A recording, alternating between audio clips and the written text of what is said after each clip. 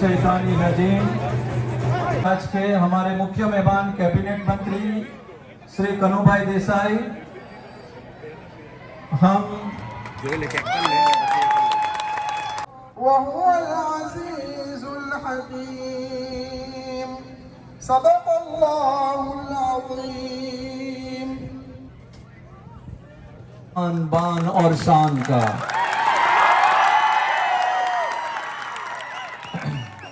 जज़ाकल्लाह। अब प्रोग्राम को आगे बढ़ाते हुए मैं हिंदुस्तान जिंदाबाद, हिंदुस्तान जिंदाबाद, हिंदुस्तान जिंदाबाद, हिंदुस्तान जिंदाबाद। आजादी आजादी आजादी, हिंदुस्तान जिंदाबाद, हिंदुस्तान जिंदाबाद। आजादी आजादी, हिंदुस्तान जिंदाबाद, हिंदुस्तान जिंदाबाद।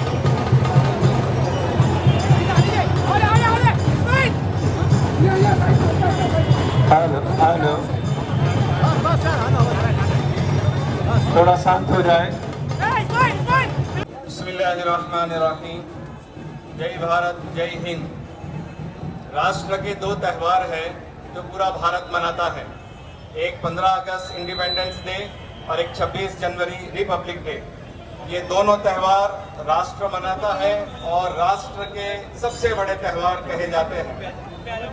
ये जो नेशनल फ्लैग है, राष्ट्र ध्वज है, इसके पीछे हमारे बुजुर्गों की बहुत कुर्बानियां हैं, बहुत ज्यादा शहादतें हैं। अंडमान निकोबार काला पानी की जेलें उसकी गवाही देती है, माल्टा की जेलें उसकी गवाही देती है, रंगून बर्मा की जेलें उसकी गवाही देती है।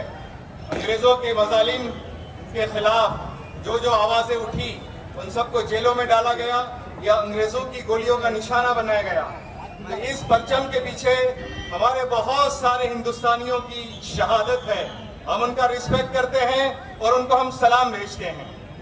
ये जो हमारा ट्राई कलर नेशनल फ्लैग है, उसमें सबसे ऊपर जो जाफरानी कलर है, केसरी रंग है, वो ये हमारे आत्मा बलिदान को सिखाता है, ये त्याग को सिखाता है, ये त्याग का संदेश देता है।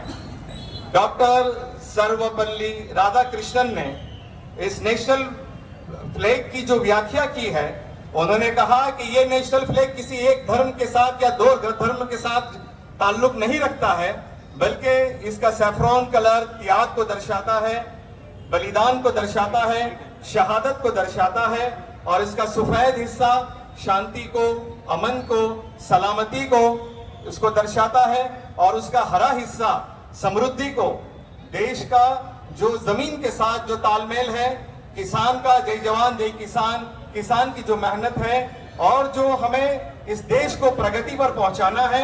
जैसे बारिश बरसती है और घास फूस उगाती है, हमारे खेतों में बहारें फैल जाती है, इसी तरह देश को समृद्ध करना ये हरा निशान बताता है। और अशोक चक्र जो है उसका रंग देखिए आप, नीला है। ये आसमान और समंदर के नीलेपन का प्रतीक है कि आसमान की वुसाअतों को कोई नहीं नाप सकता, समंदर की वुसाअतों को कोई नाप नहीं सकता। इसी तरह यह अशोक चक्र जो है पूरे भारत के तमाम धर्मों को लेकर चलता है। अशोक चक्र को धर्मा चक्र और कानून का चक्र कहा गया है कि अशोक चक्र शांति के साथ तमाम धर्मों को अपने साथ लेकर शांति के साथ चलता है, ये भेदभाव को मिटाता है।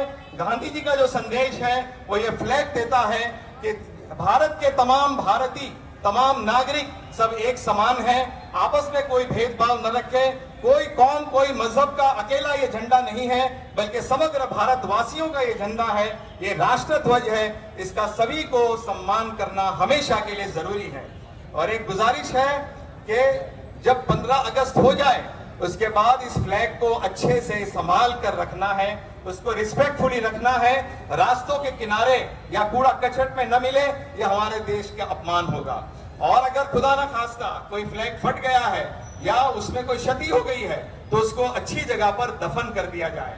राष्ट्रीय फ्लैग को कभी भी जलाया नहीं जा सकता, इस बात को याद रखें, कूड़ा कचरे में न डालें और अपने यहाँ इसको सम्मान के साथ रखें। और अगर इसमें क्षति हो गई है तो फिर उसको दफन कर दिया जाए रिस्पेक्टफुली। मैं इंशाअल्लाह दुआ पे अपनी बात को खत्म करना मिनज़्ज़ालिमीन। या अल्लाह तेरा शुक्र एहसान है कि तुम्हें 75वीं सालगिरह पर हमें पहुंचाया है।